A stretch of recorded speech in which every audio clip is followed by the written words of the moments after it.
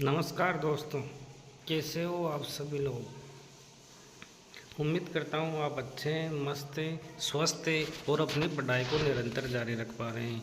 हम आज B Ed diary BA B Ed B Sc B Ed fourth year की केस स्टडी व्यक्तिगत अध्ययन वाली डायरी भरेंगे। तो बढ़ते हैं। ये महाराजा हमीर कॉलेज स्वायं माधोपुर उसकी डायरी है, तो इसको भर के देखते हैं। डायरी का नाम school report case study action research fourth year BA B Ed B Sc B Ed. यहाँ पर नाम लिखना है, enrolment number, roll number, subject, प्रमाण पत्र। प्रमाणित किया जाता है कि जो डायरी बना रहा है उसका नाम यहाँ पर लिखना है। मार्गदर्शन में यहाँ पर सर्वे, प्रोजेक्ट या केस स्टडी का कार्य पूर्ण किया, यहाँ पर साइन करने हैं छात्र अध्यापक के। इसके बाद में संकेतिका, क्रम संख्या में क्रम संख्या लिखना है, प्रकरण और यहाँ पृष्ठ संख्या लिखना है। जैसे केस स्टडी प्रस्ताविक 1 नंबर, छात्रा का परिचय 2 नंबर, छात्रा की समस्या 3 नंबर, बातचीत, सहेली से बातचीत 4 नंबर, माता पिता से बातचीत 4 नंबर, पड़ोसियों से बातचीत 5 नंबर, सगे संबंधियों से बातचीत 5 नंबर, बहन से बातचीत 6 नंबर, नैना की पसंद 6 नंबर, निष्कर्ष बात करने पर 8 नंबर पे, शिक्षक सुझाव 9 नंबर पे, विद्यार्थी का भावी कल्पना 10 पे, विद्यार्थी के भविष्य के लिए की गई तैयारियां 11 पे और निष्कर्ष 12 पेज नंबर पे है। चलो एक एक पेज की विस्तार से पढ़ते हैं। Case study. केस स्टडी यह एक लंबवत उपागम है जिसमें किसी सामाजिक इकाई, शिक्षण संस्थान या अन्य किसी समूह, वर्ग या सामाजिक इकाइयों या व्यक्तियों के बारे में अध्ययन करने की एक विधि है। प्रस्ताविक। हमारे विद्यालय में सभी छात्र छात्रा में देखा जाए तो किसी न किसी में समस्या होती है। यहाँ तक कि सभी छात्रों में अध्ययन करने की अलग अलग क्षमता होती है। अगर हम समस्या का निदान करना चाहें तो हो सकता है। दूसरा पॉइंट, अगर हम केवल केस स्टडी पर अच्छे से अध्ययन कर उस पर ध्यान दें तो सीखने, सिखाने व समझाने में मदद मिल सकती है। केस स्टडी के द्वारा ही अध्यापक छात्र के परेशानी को जानता है और समझता है। हम कह सकते हैं कि केस स्टडी के द्वारा ही हम छात्र की जानकारी प्राप्त कर सकते हैं। इस तरह से हमने छात्र की समस्या का समाधान कर पाया है और एक शिक्षक होने के नाते छात्र की सभी परेशानियां दूर करने का प्रयास किया है। दूसरा पेज, छात्रा का परिचय। इसमें छात्रा का नाम लिखना है। जैसे कोई छात्रा है नैना जैन, पिता का नाम कमल जैन, माता का नाम राधा जैन, जन्म तिथि 25/7/2013, अध्ययनरत 6 क्लास में पढ़ती हैं, पता गांव नैनवा बूंदी, अभिभावक की मासिक आय है 8,000 रुपये, अभिभावक की शैक्षिक योग्यता 3री पास है अभिभावक, परिवार के सदस्य 2 भाई हैं, बहन 2 हैं, पिता का व्यवसाय है फेरी। इसके बाद में छात्र की समस्या।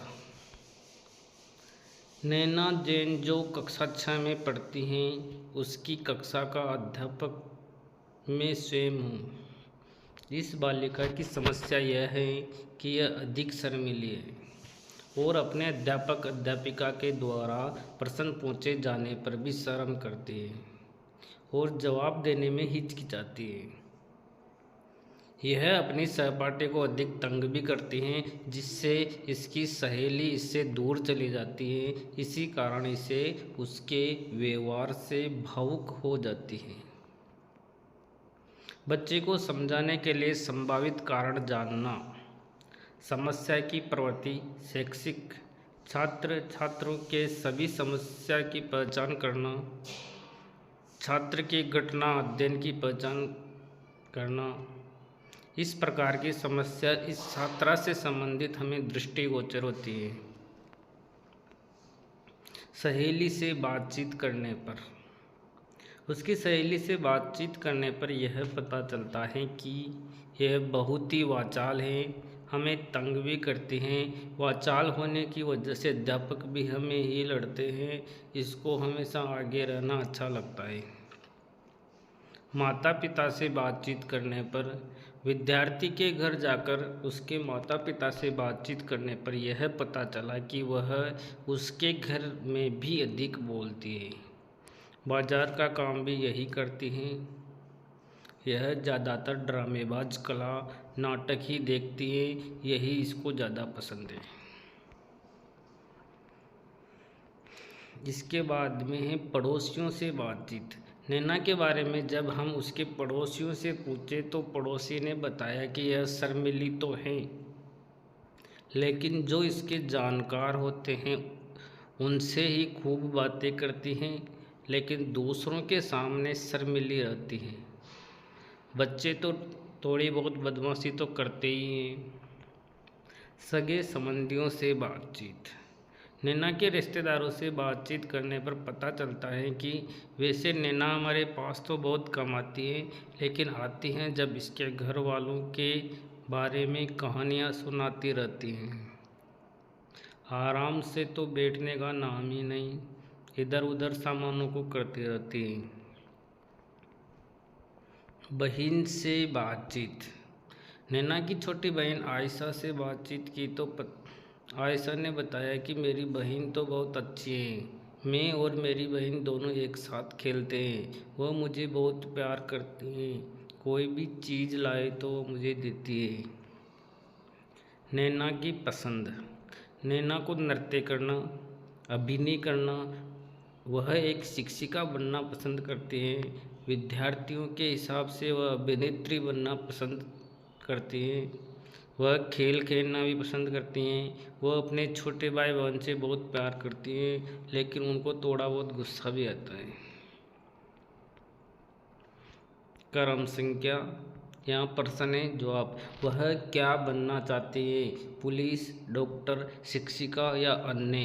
तो वह शिक्षिका बनना चाहती है। उसको कौन सा खेल पसंद है? खो खो, क्रिकेट, शतरंज या अन्य? उसको शतरंज पसंद है। उसकी रुचि किसमें? अभिनय, नाचना, गाना, अन्य? नाचना। तुम्हें गुस्सा क्यों आता है? बात न मानना, वस्तु न होने पर, ऐसे ही अन्य? बात न मानने पर। इस तरह के बाद में निष्कर्ष बात करने पर। बहुत प्रश्न पूछने के बाद यह निष्कर्ष निकलता है, नैना जो एक वाचाल है, लेकिन वह पढ़ाई में भी होशियार है। इसको अभिनय व नृत्य करना बहुत ही पसंद है। जैसा कि हमें उसकी सहेलियों से पता चला कि दिव्या जो अंतराल के समय सभी अध्यापकों की नकल भी अच्छी तरह से कर लेती है। जब नैना के बारे में जानना चाहा तो उसमें मुझे अभिनय करना बहुत पसंद है, नृत्य करना बहुत ही पसंद है, किसी की मिमिक्री भी बहुत अच्छे से कर लेती है, क्रिकेट और शतरंज खेलना भी पसंद है। शिक्षक सुझाव। मैं शिक्षक होने के नाते नैना के माता पिता को यह सुझाव देना चाहता हूँ कि नैना से ज़्यादा बातें ना करें। ज़्यादा बातें करने से कक्षा में व्यवधान आता है। इसकी सहेली भी इसकी वजह से पढ़ाई में परेशानी का सामना करती हैं। अगर नैना को शांति से समझाया जाए तो वह समझ जाती हैं। वह हर समय नाटक वाला अभिनय करती हैं, पर उसे वास्तविक स्थिति का पता नहीं है। इसे प्यार से समझाने की ज़रूरत है, जिससे वह बातें करना बंद कर देगी, क्योंकि वह पढ़ने में सब विद्यार्थियों से ज़्यादा होशियार हैं। अगर नैना को नृत्य या मिमिक्री या इनमें से किसी भी इजाज़त उसके माता पिता दे तो वह अपना कैरियर ज़रूर बना सकती हैं। विद्यार्थी की भावी कल्पना। नैना की भविष्य की कल्पना बहुत ही भावी है। बालिका चाहती हैं कि वो पढ़ाई कर एक शिक्षिका बनना चाहती हैं। शिक्षिका में उसको ऊंचे से ऊंचा पद मिले जिससे समाज में उसके परिवार का नाम आगे बढ़े। वह मिमिक्री करके बड़े बड़े नाटक सीरियल में काम करके आगे बढ़ना चाहती हैं। विद्यार्थी के भविष्य के लिए की गई तैयारियाँ। नैना अपने भविष्य की पढ़ाई के बारे में बताती हैं कि वह बीएड आदि करके शिक्षक के form, REET, first grade, second grade, NET, PhD आदि करना चाहती हैं। वह एक अच्छी शिक्षिका बनकर बच्चों को पढ़ाना चाहती हैं ताकि उसके शिष्य भी आगे बढ़े।